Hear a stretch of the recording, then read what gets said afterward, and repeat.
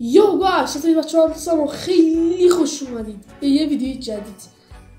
همونطور که قولشو داده بودم توی کانال روبیکا گفته بودم پنجشنبه یا جمعه همین هفته قرار بود استیچ یا لبوبو آنباکس کنیم، درسته؟ خیلی خوب.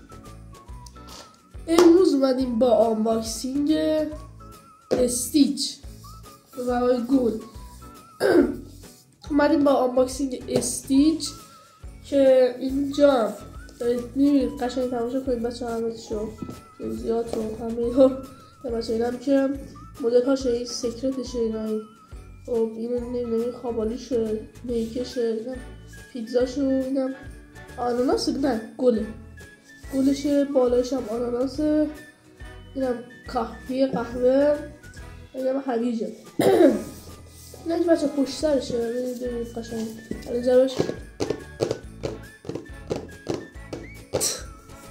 خب برای واسه آنباکسش اول اصلا بچه اینجا یه چیز داره از این که از اینجا آنباکس کنید. خب ببینید چرا بچه در میاد که بچه در بیاد ماما سب چرا جو پولون به الان درش میدونم الان درش خب از اینجا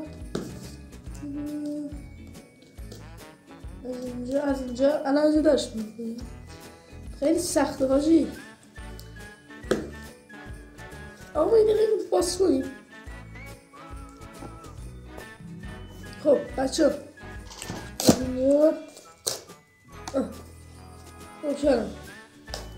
روشنم آره بعد از کجا بادش کنیم از کجا باید بادش کنیم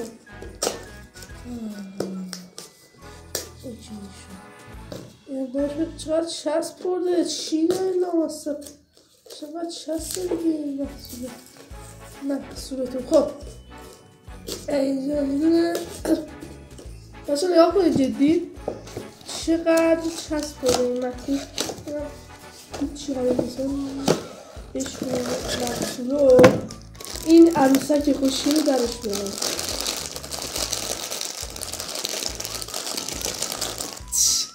خب آقا اینو باید چجوری باز کنیم؟ اینم باید کنم با قیچی باز کنیم. از اینجا برشش میزنیم از اینجا راحت نه در نمیارش باید با قیچی بچه ها این داره باشم اینجا. خب اینجا رو این یکیچه رو بزنیم.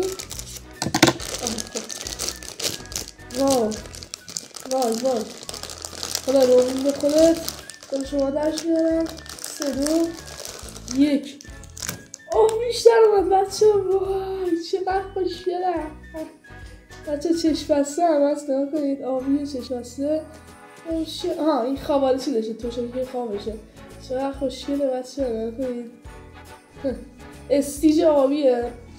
بله همونطوری دارید میبینید اینجا هم زده بچه چیز دیزینو آره یه چیز زده آره بچه اینش هم که جنسش خوبه باشی ابریشم انگار اینجا هم که گرفتن دستشه.